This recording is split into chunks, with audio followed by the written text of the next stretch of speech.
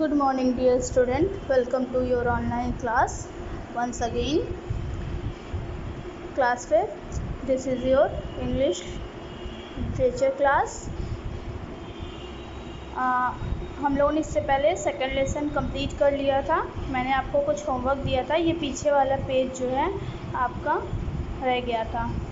सो आपका ये भी जो पेज है सेकंड लेसन का, ये जो लास्ट वाला ग्रामर पोर्शन है, ये भी आपका होमवर्क में है. ये देखिए, ये वाला लास्ट वाला तो मैंने कर दिया है, बट ये दोनों जो है बी सेक्शन बी का जो ये दोनों हैं ये आपको करना है. एक ये ग्रामर वाला और एक ये ऊपर सर्कल द वर्ड्स ये वाला.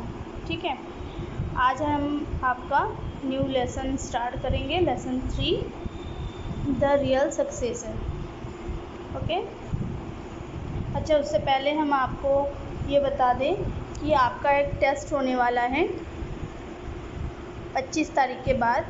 तो आपके 2 लेसन्स आएंगे टेस्ट में, first lesson and second lesson. Okay. उसमें आपको जैसे पिछले साल अपलोड किया जाता था, पेपर अपलोड करके दिया जाएगा. आपको उसको कॉपी में उतार के उसके आंसर लिखने हैं एंड जिस दिन बोला जाएगा उस दिन आपको स्कूल में आके सबमिट करना होगा वो कॉपी. ठीक है. और इसके अलावा मैं एक प्रोजेक्ट भी आपको बताऊंगी, लेकिन आज नहीं बताऊंगी, नेक्स्ट वीडियो में मैं आपको प्रोजेक्ट बताऊंगी. वो प्रोजेक्ट भी आपको सबमिट करना होगा. ओके. तो आज हम स्टार्ट करते हैं the real successor.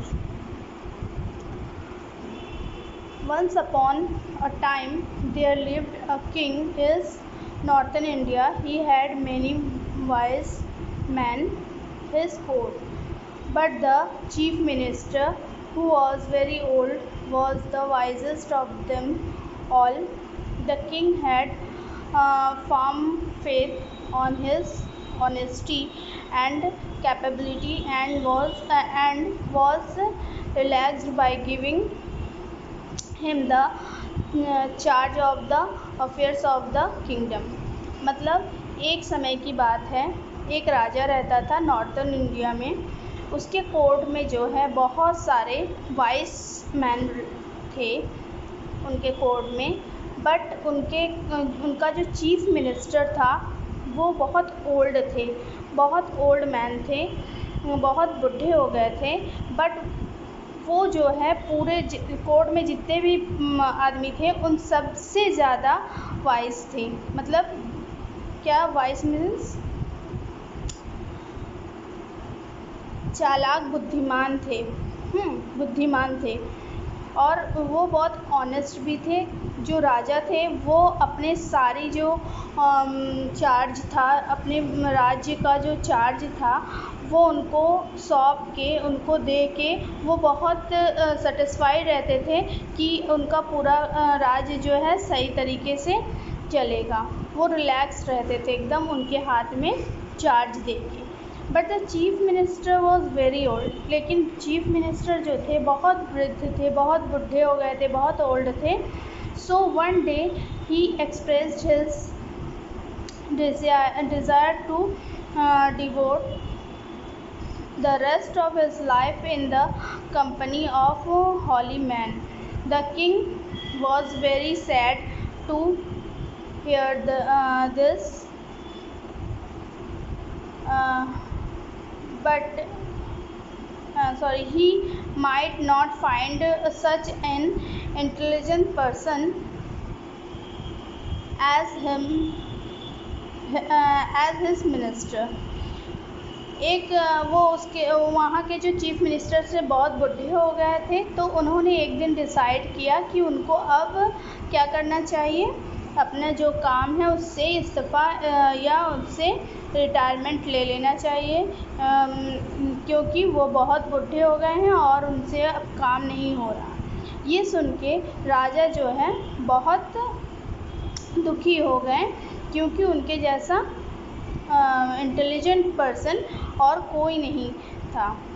However, he did not want to be an obstacles to his path of religions as well. So the king asked the minister to let one of his sons to succeed him.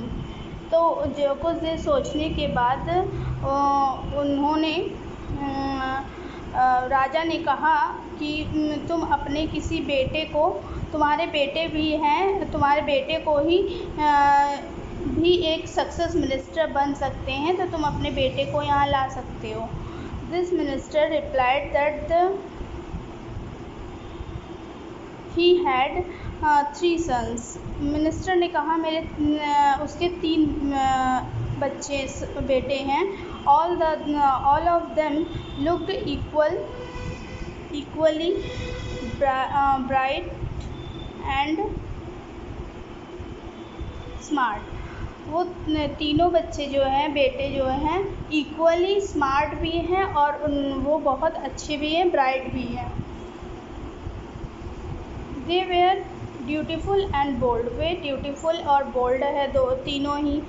But he would advised to appoint the younger son for the position he was vacating. मतलब कि उसके तीनों ही बच्चे बहुत dutiful, bold है, smart है, but वो जो है अपने सबसे छोटे बेटे को इस पोस्ट के लिए अपॉइंट करना चाहते हैं, मतलब इस पोस्ट पे, मिनिस्टर के पोस्ट पे रखना चाहते हैं. Have not you throw your elder son all about politics and justice of our state? The king asked. King ने बोला कि क्यों तुम्हारा सबसे बड़ा बेटा क्या ये पोजीशन ये नहीं संभाल सकता, क्या सही जस्टिस नहीं करेगा वो? I did, my lord. I throw my 3 sons the rules of government, but each them has a different type of characters. उसने मिनिस्टर ने कहा कि मेरे तीनों बच्चे जो है सब गवर्नमेंट के सारे रूल्स को जानते हैं, बट सबकी जो क्वालिटी है, जब सबकी टाइप्स डिफरेंट है, सबके कैरेक्टर डिफरेंट है. The eldest behaves like army officer. जो सबसे बड़ा बेटा है वो आर्मी ऑफिसर के जैसा है. The second like a treasurer and the third like a vice minister. जो सेकंड वाला है वो है ट्रेजरर, मतलब उसको पैसे से संबंधित सारी चीज़ों का बहुत अच्छे से ज्ञान है. बट और जो थर्ड वाला है वो जो है एक बहुत बुद्धिमान मिनिस्टर की क्वालिटी है उसके अंदर. The minister explain. The king was much surprised to hear the word of the minister. जब मिनिस्टर ने ये सारी चीज़ें एक्सप्लेन किया तो जो राजा थे वो एकदम से सरप्राइज्ड हो गए वो ये सारी चीज़ मिनिस्टर से सुन के.